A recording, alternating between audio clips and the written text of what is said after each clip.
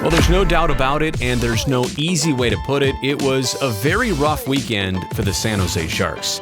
First off, they were trying to avenge that season-opening loss in Las Vegas 4-1 to the Golden Knights.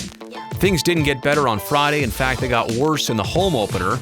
The Golden Knights beat them 5-1 in that game. And then on Saturday, they saw their first different opponent of the season. That was Anaheim, but the Ducks beat the Sharks 3-1. Meaning that the Sharks have started their season with 3 consecutive regulation losses for the first time since 1993-94. That's pretty amazing. It really catches your attention, and especially because this is a Sharks franchise over the years that has historically been known for hot starts. And I don't just mean hot starts to a season. I'm also talking about Olympic breaks, All-Star breaks, Christmas breaks. Whenever they come back from sustained time off, it just seems like this group always comes out of the gate hot and always gets the results that they're looking for, and that's what makes this so uncharacteristic so far. And when you're trying to figure out what exactly is happening right now, it's difficult to pinpoint for a couple different reasons. Number one, you know who this group is, and you know what these players are certainly capable of. But on the flip side, it's not just one thing going wrong right now for the team, and maybe where the miscues are, but also there's not also one thing that they're doing so well that they can build on that and hope everything else falls into place. I want to get to some themes that I've noticed here, starting with the fact that it is definitely early in the season. Yes, we're only 3 games in. I think it's ridiculous for me or anybody to hit a respective panic button. 3 of 82 regular season games to be played. But it won't be early forever. I also think that's an important point to recognize here. I mentioned before that there have not been a lot of constants for this team to build on. There's not one calling card of their games so far. For example, if they were losing some high-scoring shootouts and they just were on the wrong side of all of them, okay, fine. The offense is there. Keep that going, work on the defense. Certainly something like that has not been the case. I'm also feeling right now like this Sharks team, they need more than just a first win to get in the W column.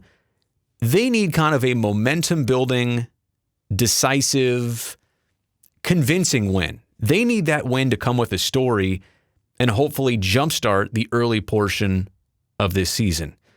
Another theme I would have to say here, it feels like every mistake the Sharks have made, they've paid for.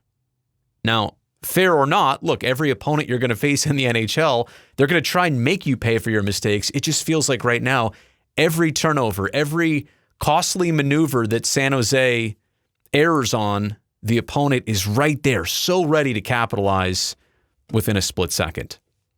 Speaking of capitalizing on mistakes, I think turnovers are where a lot of their issues have started in the 9 periods we've witnessed so far.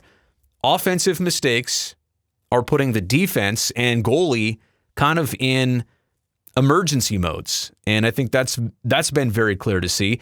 You just look at the chances that the opponents, Las Vegas in 2 games and Anaheim, have got so far. Odd man chances, net front chances. Unfortunately, these are areas that the Sharks, when they struggled last year, this was kind of an indicator of when they weren't playing well without the puck. You saw a lot of what we're seeing right now. I suppose the good news is they were capable of breaking away from that last year and kind of resolving that, especially in the playoffs. I don't know how easy it is to replicate again, but it just seems like that's what they're going to need to work on in the immediate future here. Want to talk about the blame going straight to goaltending. And obviously, we've already seen a game where Martin Jones was pulled, but let's put all that aside for just 1 second, because we can talk about the defense and goaltending relationship, as we've done a lot. But if you're not scoring more than 1 goal in all 3 games, are you basically telling your goalie they're going to need to pitch a shutout every game for you to have the chance to even win a contest? I mean, San Jose's had their opportunities. They've had their man advantage opportunities. 0 for 15 to start this season on the power play. And again, you look at the 9 periods they've played offensively or even defensively. How many of them have they won? There might have been a couple which were pushes, right? But I don't know that they've even won a single period of the 9 they've played so far. Again, this is early. We're talking about 9 periods of hockey this season to witness and evaluate and integrate, right? Like there are some new pieces that need to fit into this puzzle. I would also tell you this, for as much as you may think, well, it's basically the same group coming back. And yes, we know the major subtractions of guys like Joe Pavelski and Justin Braun and even a Jonas Donskoy or a Gus Nyquist. It's more about the new pieces that are fitting in and that acclimation process than I think it is the absence of players who are no longer here, right? That's a twofold situation. It's what you've removed, but now it's more about what you're adding in and how it's integrating. I think we've seen early goals and late goals and response goals by the Sharks' opponents so far that have felt even worse than they counted for on the scoreboard. When you get one, and I'm talking about the opponents, when you get one in the first 5 minutes or last 5 minutes, or you score within a minute after the Sharks score, I mean, that hurts San Jose so much. You don't want to be giving up a marker 2 minutes in, 5 minutes in to the game or any period, or before you're about to go back into the room. Say it's a 1-1 game. All of a sudden they get one late in a period. Now you have to go in the room and sit on that, during the intermission, knowing that you were just, 2 minutes stronger away from having a tie game, and you have every chance to go out there and win it with the next goal. So that has been frustrating. The timeliness of opponent goals, I mean, they have literally come in worst case scenarios so far. And let me clearly state, there's never a great time for the opponent to score. It just seems like lately they've been picking the absolute worst times for San Jose. And I do feel like, to a certain extent, those can be emphasis areas for the Sharks to start their process of moving forward and improving and being more competitive. Those emphasis areas of beginning of a period, final couple minutes of a period, and right after the Sharks, have scored, to make sure there's no let up at all, right? You got one. Now go instantly out there and try and get another one. Not that they're not trying to do that, but be especially sure that you don't give up one to compensate for the one that you just got. Let's talk about missing players here, right? And San Jose missed Erik Karlsson for the first game and even for the second game right after the birth of his daughter. By the way, congratulations on that. I can tell you, as a relatively new dad, those first 24, 48, 72 hours, 6 months, 18 months, 2 years. Sleep patterns, adrenaline, emotions, like it's a lot. First off, it's way more on a new mom than it is a new dad. But even for a new dad like this, that's a lot on EK65. And I'm not saying he played terrible. I'm not saying any of that. I'm just saying he missed the first one completely. And I think it's going to take just a couple more games or another week or so until he's finally feeling, right on the ice and maybe back into place. Obviously, Evander Kane has been out all 3 games with the suspension. He'll be back on Tuesday night.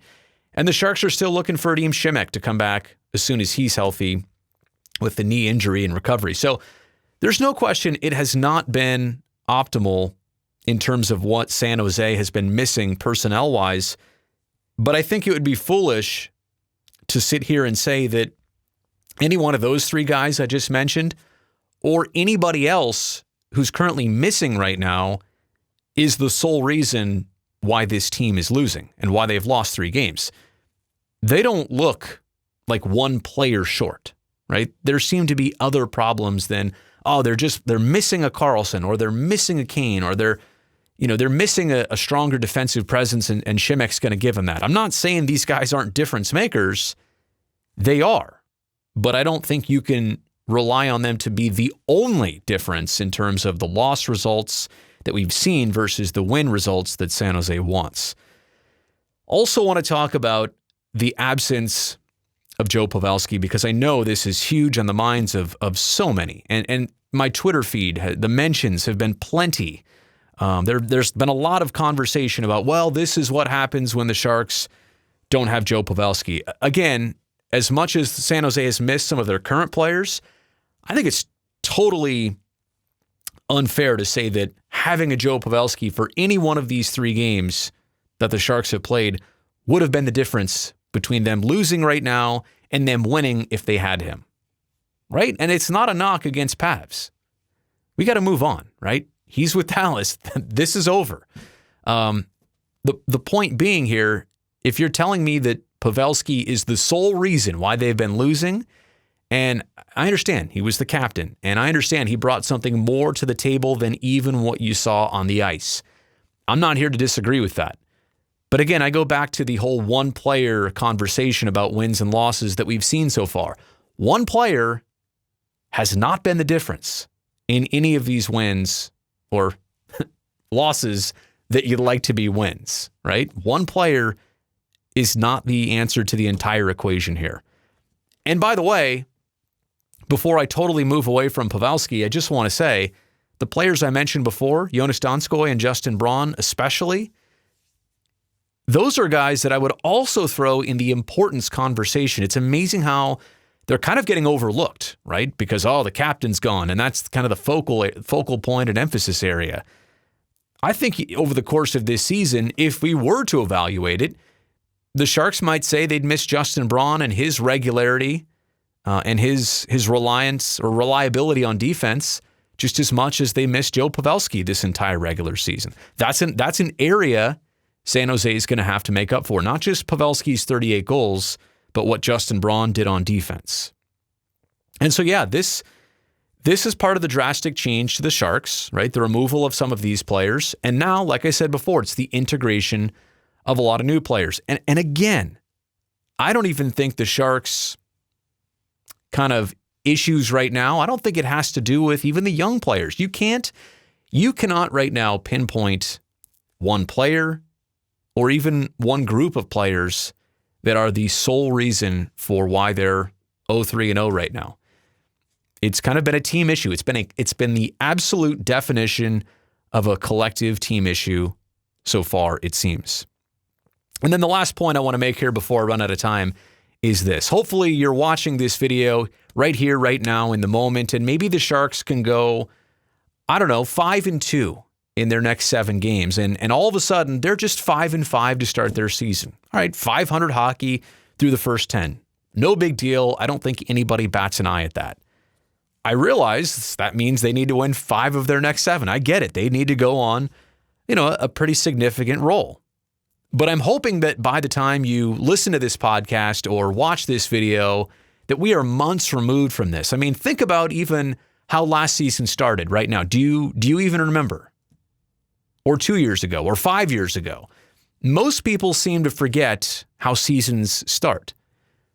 That is, so long as they start, at least mediocre at the worst.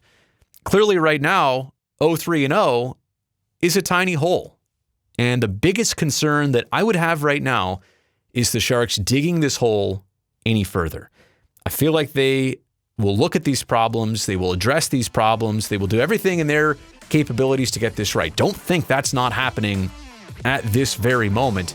But what I'm here to say is the level of panic should be noticeable right now. We'll see in weeks and maybe months if that needle's going to go a little bit higher or if it's just going to subside. And like I said before, if you're watching this video months from now and you're saying, remember that when they were 0-3-0 to start the season? It doesn't even matter anymore. So that's my take on the Sharks through their first 9 periods of hockey. No, absolutely not the result that anybody wanted, but I think this needs a little more observation before we can have further conversation.